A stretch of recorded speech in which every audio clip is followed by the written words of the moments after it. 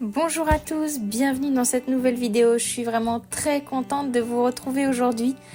Alors aujourd'hui, on se retrouve pour une journée que j'attendais vraiment depuis très longtemps, puisque en ce moment, je suis en train de faire une formation chez Andy Booth. Donc c'est un cavalier de renommée internationale qui est dans l'équitation éthologique, donc une équitation qui respecte la façon de fonctionner du cheval. C'était le 24 mai, j'avais une journée entière à passer avec Andy Booth, donc je vous emmène avec moi aujourd'hui pour découvrir tout ça. N'hésite pas à t'abonner si le contenu te plaît et puis mettre un petit like et un petit commentaire, ça fait toujours super plaisir. C'est parti pour la vidéo.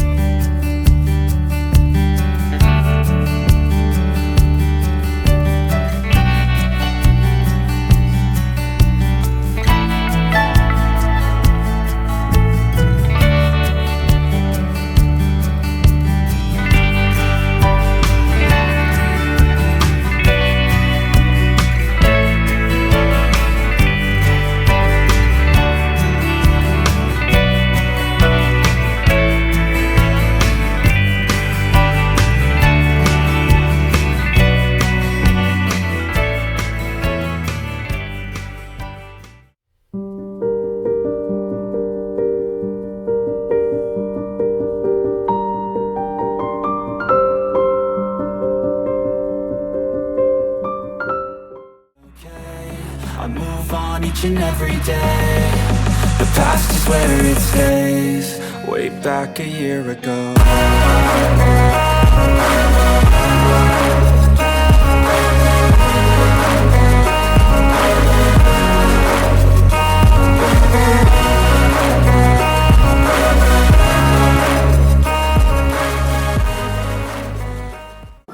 Donc je vais essayer de respecter au moins une heure ou deux près. Bien parce que je sais que le digital c'est vraiment fait pour... C'est que la majorité d'entre vous, vous savez déjà. Mais si par exemple, si tu as un vrai anti-mouche, ça peut être utile aussi parce que... Avec l'odeur et tout. Attractif. Si le cheval bouge, inconfortable. Si le cheval ne bouge pas, confortable. Et commence facile. Regarde.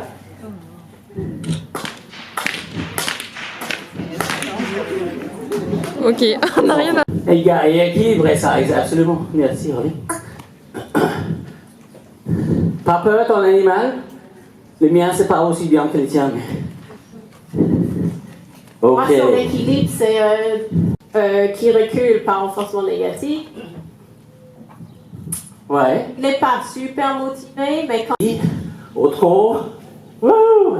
Wow! Hein? Et on avait aussi renforcé les zones de confort.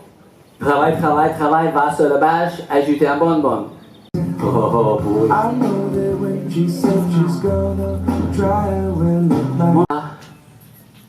C'est nous.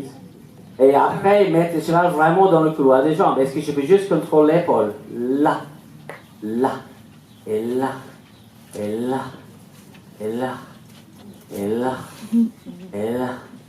Et d'avoir le cheval devant vous, et guider un petit peu vers là-bas, et guider le cheval un petit peu vers là-bas. Le cheval apprendre d'avancer, par le relâchement de mes jambes. C'est pas utiliser les jambes pour obtenir la réponse, c'est utiliser l'enlèvement de la jambe pour éduquer la réponse. Un code, il est stop. Il y a un code, je touche les rênes, il sait, je relâche. C'est un code. Stop, c'est un code.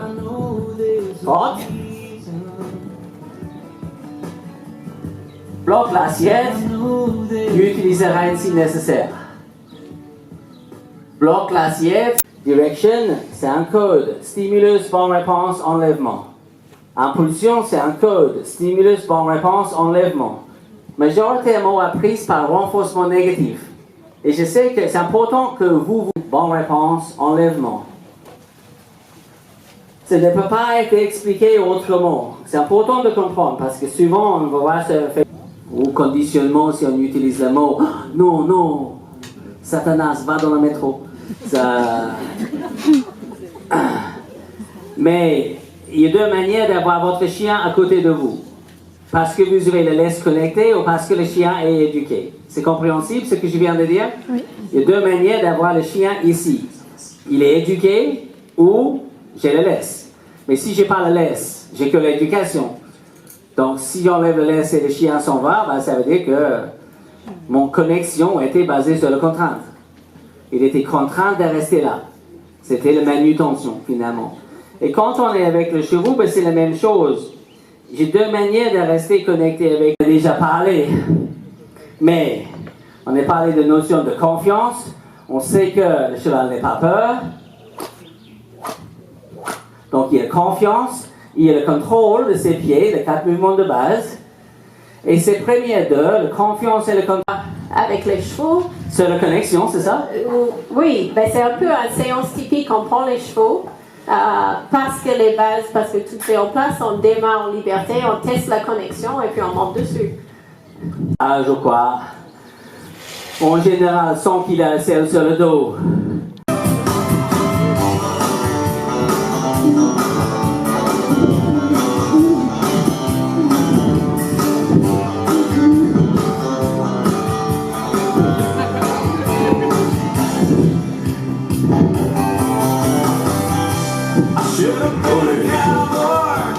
J'ai récupéré ma souffle un petit peu. On me dit si tu veux une pause un peu plus longue. Moi j'ai une question. Yay! On fait du gratte-gratte et parfois je monte pas. Mais l'important c'est que lui dise c'est très agréable de venir ici. Et après.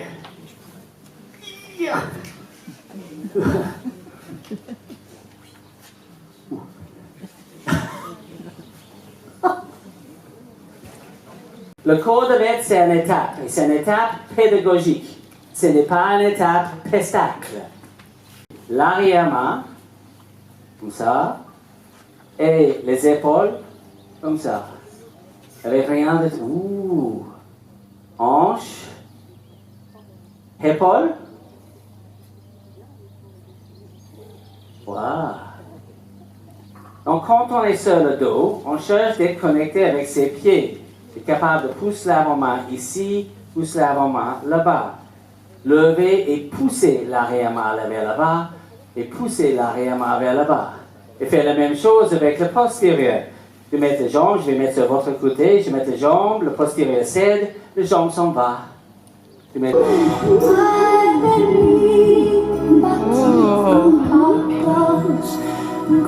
Un clip peut-être pour démarrer.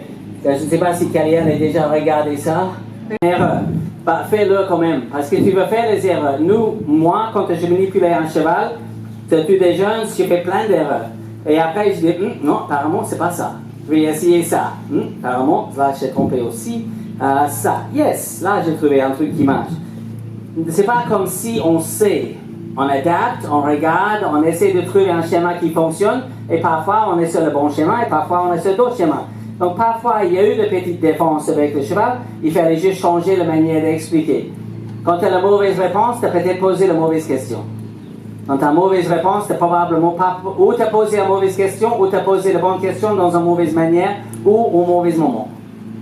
Et c'est quelque chose là, c'est pas le cheval qui décide de donner la mauvaise réponse. Donc, pas mal de choses intéressantes, et ce n'était pas... certainement pas un cheval facile, mais je pense pas que trop il y a des chevaux difficile, c'est juste qu'il est des chevaux très très sensibles. Et je pense qu'elle vient de regarder ça, tu me disais c'est un cornet. Des fois, on a besoin de passer par le physique, donc faire baisser la tête, relâcher le physique pour venir relâcher l'émotionnel. Et des fois, ça va être l'inverse. Des fois, je vais peut-être avoir plutôt besoin de travailler sur le mental, d'apprendre vraiment au cheval à se relâcher pour que le physique, lui, puisse se détendre. Mais je pense que les deux sont vraiment liés. Moi, les jeunes chevaux, je les expose à beaucoup de choses. Je tâche vraiment de ne pas les surexposer, parce que ce ne serait pas positif non plus. Le débarrage, on passe au filet simple. Snaffle en anglais, filet simple. Et souvent, petite visite dentiste avant. Je vais le laisser regarder parce que là, je sais qu'il gère. Donc je fais ok. Voilà. C'est bien. Et après, moi, je vais assez vite les mettre en flexion pour. Ah, ok. Ah là, c'est pas grave. Prends le temps. Ouais. Pas très grave. Comme ça. Voilà. Ok.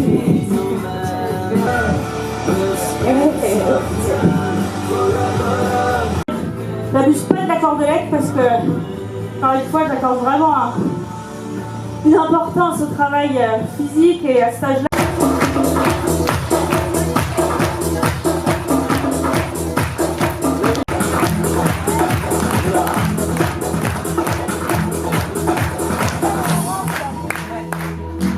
Vers le step 1 pour consolider du coup toute la fondation. Ensuite vers le step 2, c'est tout ce qui va être un peu plus à distance, à la 7 mètres, pour après ensuite aller vers la liberté.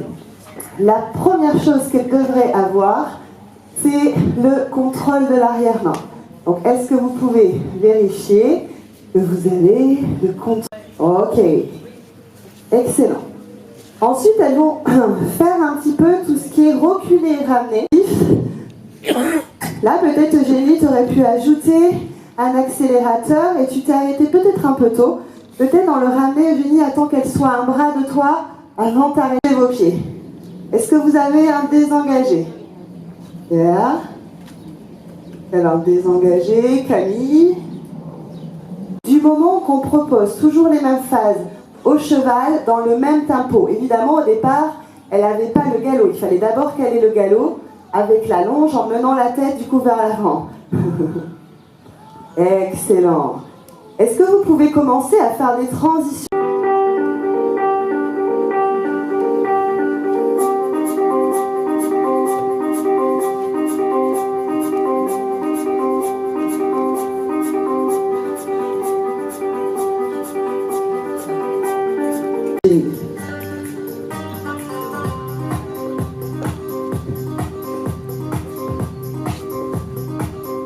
Les ramène.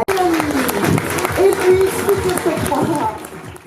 Voilà, c'est déjà la fin de cette vidéo. Merci beaucoup d'avoir regardé jusqu'au bout. J'espère qu'elle vous aura plu. Et puis on se dit à bientôt dans une prochaine vidéo. Salut!